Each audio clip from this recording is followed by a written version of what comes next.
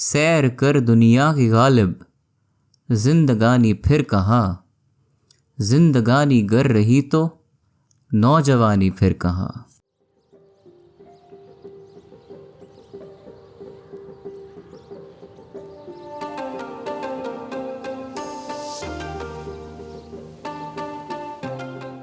Hello दोस्तों, आप सभी का स्वागत है हमारे चैनल की नई वीडियो सीरीज़ में, जिसमें हम आपको लेह लद्दाख के बारे में पूरी जानकारी देंगे, जिससे आप वहां जाने का पूरा प्लान बना सकें।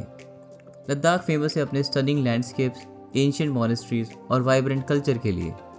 यहां आने का बेस्ट टाइम मई से अर्ली अक्टूबर तक का ही है, क्योंकि साल के बाकी टाइम यहाँ के रास्ते बर्फ़ के कारण बंद हो जाते हैं। लद्दाख के कुछ एरियाज़ के लिए परमिट चाहिए होता है, जो कि आप ऑनलाइन अप्लाई कर सकते हैं या फिर अपने ट्रैवल एजेंट या होटल के थ्रू भी। वैसे तो लेह आप बाई रोड भी पहुंच सकते हैं, बट हम आपको सजेस्ट करेंगे कि आपको यहाँ फ़्लाइट से जाना चाहिए, क्योंकि उसमें आप बहुत कम टाइम में पहुंच जाएंगे। ऐसे में आपको 2 दिन एक्लेमेटाइज तो करना पड़ेगा, बट आप उस दौरान रेस्ट करते हुए होटल से ही लेह के नज़ारे ले सकते हैं। क्योंकि लद्दाख के best places day 4 and day 5 पे कवर होते हैं, तो हम आपको रेकमेंड करेंगे कि आप वीडियो में पूरी आइटिनरी एंड तक देखें, ताकि आप अगर ट्रिप का सोच रहे हैं तो अपना प्लान डिसाइड कर पाएँ। तो चलिए इस वीडियो को शुरू करते हैं हाइलाइट्स के साथ।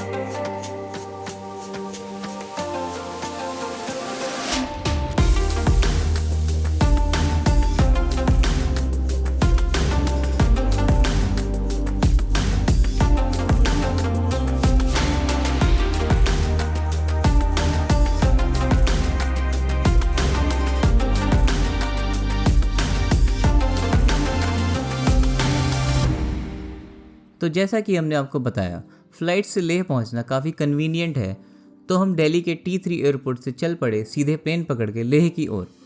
दिल्ली से उड़ते टाइम नज़ारा कुछ ऐसा था, बट लगभग 40 मिनट्स बाद ही ऐसा लग रहा था मानो हम किसी दूसरी दुनिया में पहुंच गए हो। बर्फ़ से ढके इतने सारे पहाड़ ऊपर से देखने की फीलिंग बहुत ही अलग थी, और लेह के पास पहुँच के ये पहाड़ ऐसे लग रहे थे मानो कागज़ के बने हो। लैंडिंग के समय हमें समझ आया कि लेह सिटी किसी बड़े से रेगिस्तान के बीच में थोड़ी सी उपजाऊ ज़मीन जैसी है। हमने होटल में चेक इन किया और होटल की बालकनी से ये व्यू मिल रहा था ग्रीनरी के बैकग्राउंड में बर्फ़ के पहाड़ों का। क्योंकि हम फ्लाइट से आए थे तो एजेंडा क्लियर था कि पहले 2 दिन बॉडी को एक्लेमेटाइज कराना है। SpO2 टेस्ट से आप देख ही सकते हैं। आप यहाँ आने से 2-3 दिन पहले डायमॉक्स टैबलेट ले सकते हैं, ताकि आपको एक्यूट माउंटेन सिकनेस ना हो, बट प्लीज़ ये आप डॉक्टर की सलाह के बाद ही लें। हमारे रूम से भी सिमिलर व्यू दिख रहा था, एंड फर्स्ट डे हमने बॉडी को कंप्लीट रेस्ट दिया, जो बहुत ज़रूरी है। शाम को उठकर होटल एक्सप्लोर किया, ये रहा उसका रेस्टोरेंट, एंड ऊपर छत से देखा तो लेह पैलेस और शांति स्तूपा दोनों दिख रहे थे। हमें लगता है लेह के काफ़ी होटल से सेम ही व्यू दिखता होगा। दूसरे दिन भी हमने बॉडी को एक्सर्ट नहीं करना था, तो हमारा फोकस एक्लेमेटाइजेशन पर ही था, तो हम दोपहर में थोड़ी देर लेह मार्केट होकर आए। आज भी दोपहर रेस्ट करके हम शाम को शांति स्तूपा गए, जहाँ पर हमने सुना था कि सनसेट के टाइम बहुत मज़ा आता है।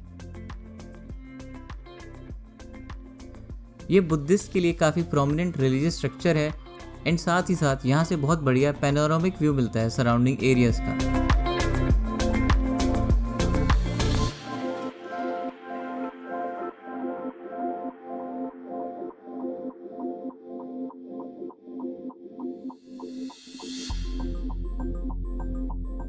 यहाँ पर हमने कुछ सेल्फीज़ ली और सनसेट के मज़े लेकर डिनर करने पहुँच गए वापस लेह मार्केट। जैसे कि हमने आपको बताया था कि लद्दाख के कुछ एरियाज़ में घूमने के लिए परमिट लगता है, तो हमने आज ये होटल मैनेजर से बाकी डेज़ के लिए टैक्सी और परमिट्स की बात कर ली। क्योंकि वहाँ पर टैक्सी रेट यूनियन से फिक्स्ड होते हैं, तो ये बढ़िया आइडिया है, और परमिट्स का टैक्सी ओनर से ही कराना कन्वीनियंट है। अदरवाइज़ आप खुद भी ऑनलाइन परमिट बनवा सकते हैं। रात में हमने थोड़ी सी एस्ट्रो फोटोग्राफी करी अपने फ़ोन से ही, जिसमें इतने सारे स्टार्स कैप्चर हो गए। तीसरा दिन आ गया और अब हम अच्छे से एक्लेमेटाइज हो चुके थे, तो आज से सही मायने में हमने लेह लद्दाख घूमना शुरू किया, जिसमें आज हमने लेह की सारी लोकल साइट सीइंग की। ऐसे बेहतरीन रोड्स इतनी खूबसूरत पहाड़ों के साथ हमने पहले कभी नहीं देखे थे। आसमान का नीलापन भी कुछ अलग ही था।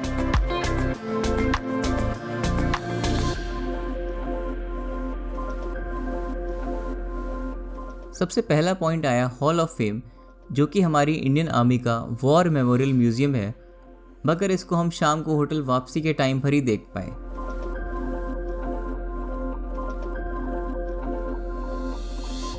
नेक्स्ट हम पहुंचे गुरुद्वारा पत्थर साहिब, जो लेह से लगभग 25 किलोमीटर दूर है। इसको साल 1517 में गुरु नानक देव जी की याद में बनाया गया था। इस गुरुद्वारे के साथ एक अद्भुत कहानी जुड़ी हुई है, जहां चमत्कारी रूप से एक राक्षस का बड़ा पत्थर गुरु नानक देव जी के संपर्क में आते ही मोम जैसा हो गया। फिर आया मैग्नेटिक हिल, जिसकी साइड में ही आप सैंड बाइक का एक्सपीरियंस ले सकते हैं। एंड मैग्नेटिक हिल के बारे में आप खुद डायरेक्ट हमारे कैब वाले भैया की कमेंट्री ही सुन लीजिए। ये मैडम ये वहाँ चढ़ाई लगता है ना, ये गाड़ी रख दिया, ऑफ कर दिया, न्यूट्रल कर दिया, गाड़ी छोड़ दिया, गाड़ी जाते हैं इधर से। अपने आप चल रही है। ये मैग्नेट का कमाल है। और यहाँ आपके मुसाफिर भाई ने भी सैंड बाइक चला के देखी। अगला पॉइंट था संगम, जो लेह से लगभग 35 किलोमीटर दूर है। और यहाँ पर बहुत ही मेस्मराइजिंग व्यू है ज़ंस्कार और इंदस नदी के मिलने का, जो आप पूरा क्लियरली देख ही सकते हैं।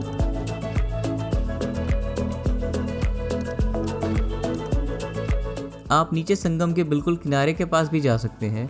एंड सीजन में यहाँ पर रिवर राफ्टिंग भी होती है, जिसको दुनिया की हाईएस्ट ऑल्टीट्यूड रिवर राफ्टिंग बोला जाता है। इसके बाद या तो आप वापस ले आ सकते हैं, या फिर अगर आपको हमारी तरह मोनेस्ट्रीज पसंद है तो संगम से 30 किलोमीटर और आगे अलची मोनेस्ट्री जा सकते हैं।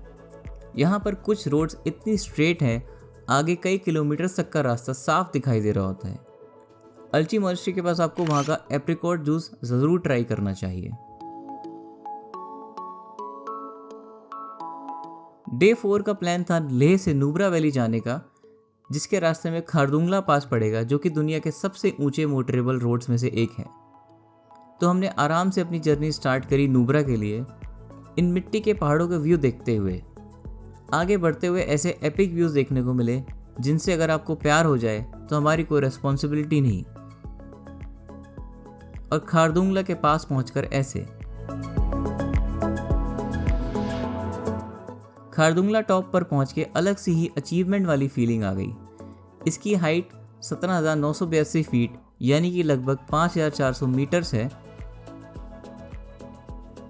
यहाँ पर कैफ़े और एटीएम भी है, बट आपको यहाँ ध्यान रखना है कि आप यहाँ 20-25 मिनट से ज़्यादा नहीं रुकें, क्योंकि यहाँ ऑक्सीजन लेवल बहुत कम होता है और तबीयत बिगड़ सकती है। तो अपनी कुछ फ़ोटोज़ क्लिक करा के और इन नन्हे ट्रैवलर्स की वीडियो बनाकर हमने नुब्रा वैली की जर्नी कंटिन्यू करी। नुब्रा वैली लेह से लगभग 120 किलोमीटर दूर है और इस जर्नी में आपको 5 से 6 घंटे लगते हैं ऑन एन एवरेज। इसका ऑल्टीट्यूड लगभग 10,000 फीट है, जो लेह सिटी से भी कम है, तो आपको तबीयत में कोई इश्यू नहीं आएगा। यहाँ पर रियल लाइफ में अल्ट्रा वाइड व्यूज़ मिलते हैं ऊंचे ऊंचे पहाड़ों के, ग्रीनरी के और श्योक नदी के, जो वैली के बीच में से गुजरती है। हमने पहले यहाँ हुंडर सैंड ड्यून्स में थोड़ा टाइम बिताया, जहाँ पर आर्चरी और कैमल राइड जैसी एक्टिविटीज़ होती हैं। ये छोटा तीरंदाज वाकई में एक्सपर्ट लग रहा था। इस जगह पर इतनी बड़ी बड़ी माउंटेन्स के क्लियर व्यूज़ हमारा पर्सपेक्टिव बिल्कुल बदल देते हैं और हम सोचने पर मजबूर हो जाते हैं कि नेचर के बिगर पिक्चर के सामने हम इंसान कितनी छोटी वैल्यू रखते हैं। शाम ढलने के टाइम हम पहुँच गए दिस्कित मोनेस्ट्री, जो कि 14th सेंचुरी में इस्टेब्लिश हुई थी और ये नुब्रा वैली की सबसे बड़ी और सबसे पुरानी मोनेस्ट्री है। ये हिल टॉप पर बनी है और इसी के कॉम्प्लेक्स में मैत्रेय बुद्धा की 32 मीटर्स हाई स्टैच्यू भी है, जिसके बैकड्रॉप में हिमालयस का स्टनिंग व्यू मिलता है। आज का डे बहुत ज़्यादा ट्रैवल वाला होना था, तो हम सुबह जल्दी नुब्रा से निकल गए, बट आज ही हमें पेंगोंग लेक भी देखनी थी, तो सब वर्थ इट लग रहा था। आज का हमारा ट्रिप प्लान नुब्रा से पेंगोंग और उसके आगे चांगला पास होते हुए लेह वापस आने का है। पूरे दिन में हमें लगभग 160 किलोमीटर कवर करने हैं, जिसमें टोटल एटलीस्ट ट्रैवल के ही 11 घंटे के अराउंड लगने थे। बट हम ये सब चिंता भूल गए इस लेक के नीले पानी के सेरीन व्यूज़ को देख के। बैकग्राउंड में हिमालय के बर्फ़ के पहाड़ों के साथ लेक के ये व्यूज़ एक सीनरी से कम नहीं लगते। वैसे इस लेक का ऑल्टीट्यूड लगभग 13,800 फीट है, तो आप यहाँ ओवरनाइट स्टे का इरादा तभी रखें अगर आपकी फिटनेस बहुत अच्छी है।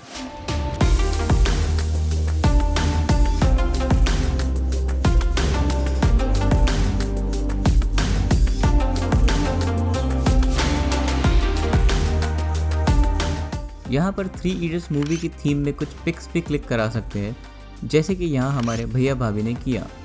कुछ देर इस लेक की खूबसूरती को आंखों में समेट के हमने अपनी जर्नी रिज्यूम करी लेह की तरफ, बट हमें नहीं पता था कि आज हमारी किस्मत अच्छी है और हमें अभी कुछ और बेहतरीन नज़ारे भी देखने को मिलेंगे। तो चांगला पास के नज़दीक पहुँच के ऐसा लगा कि हम एक अलग ही विंटर वंडरलैंड में पहुँच गए हैं, क्योंकि ऐसा व्यू टोटली अनएक्सपेक्टेड था, तो हमें अपनी ही आंखों पे यकीन नहीं हो रहा था।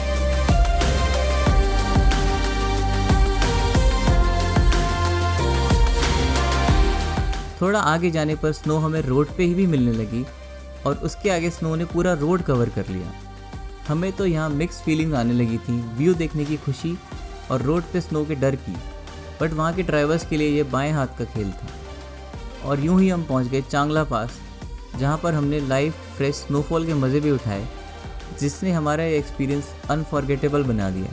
चांगला पास भी दुनिया के हाईएस्ट रोड्स में काउंट होता है और सच में बॉर्डर रोड्स ऑर्गेनाइजेशन का काम काबिल तारीफ़ है।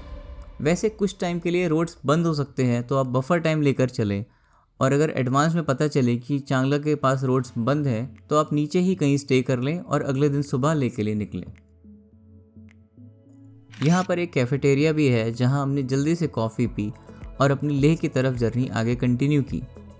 अब तो हमें लोअर ऑल्टीट्यूड की तरफ जाना था और कुछ देर बाद ही मक्खन जैसी रोड्स आ गई और देर शाम तक हम पहुँच गए अपने होटल वापस।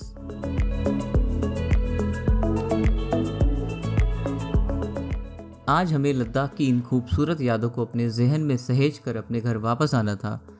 मन भारी हो रहा था, पर खुद को ये समझा कर कि फिर कभी वापस यहाँ आएंगे, हम चल पड़े वापस अपने पेवेलियन गुड़गांव की तरफ। अगर आप चाहें तो 2-3 दिन और लंबा प्लान बनाकर कुछ और प्लेसेस कवर कर सकते हैं, जैसे कि सोमरीरी लेक और कुछ मोनेस्ट्रीज़।